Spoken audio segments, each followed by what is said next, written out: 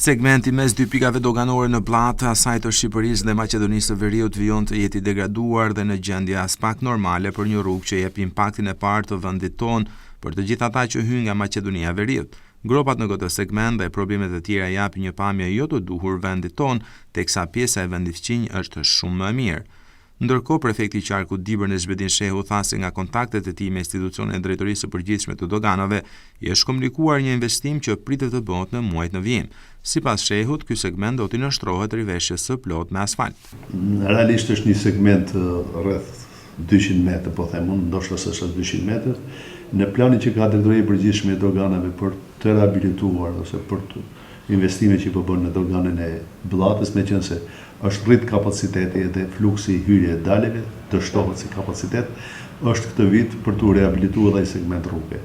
Ka pas një gap, i takon ARSH-s, i takon bashkisë, është zgjidhja e problem në këtë investim që do bëhet për doganën Blatë për vitin 2026, do bëhet edhe ai segment rruge. Do riasfaltohet, do vizohet, do jetë në standarde më të mira se pjesa tjetër.